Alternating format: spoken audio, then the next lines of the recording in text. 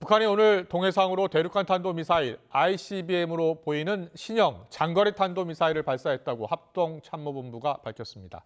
북한 관영 매체 역시 오늘 발사 소식을 신속하게 보도했는데요.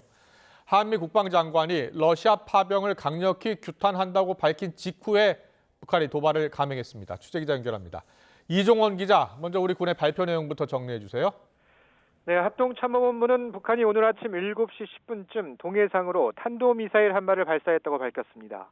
고각으로 발사된 장거리 탄도미사일로 1000km를 날아가 동해상으로 떨어졌는데 대륙간 탄도미사일 ICBM급으로 추정됩니다. 북한이 ICBM급 도발에 나선 건 올해 들어 처음으로 지난해 12월 화성 18형을 발사한 지 10개월 만입니다.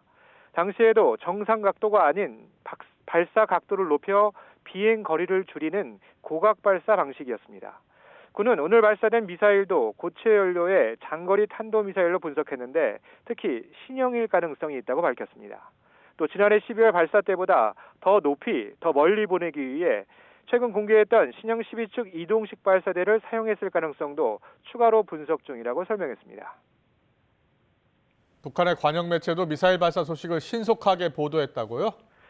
네, 그렇습니다. 조선중앙통신은 국방성 대변인 발표를 인용해 오늘 아침 대륙간 탄도미사일을 시험 발사했다고 신속히 보도했습니다.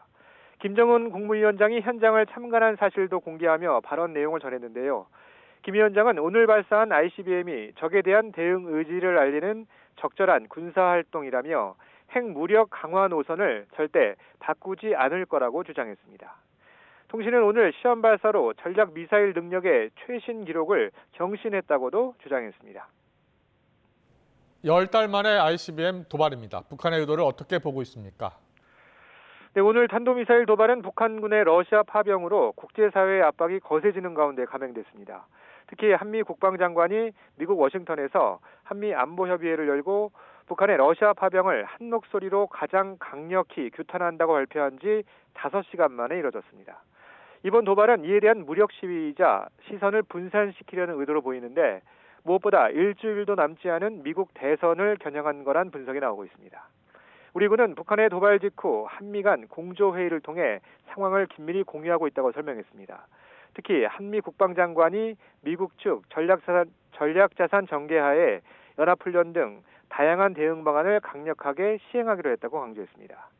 국가안보실도 신원식 실장 주재로 긴급 NSC 상임위원회를 열었는데 윤석열 대통령은 북한이 어떠한 기습 도발도 획책할 수 없도록 빈틈없이 대비할 것을 지시했습니다.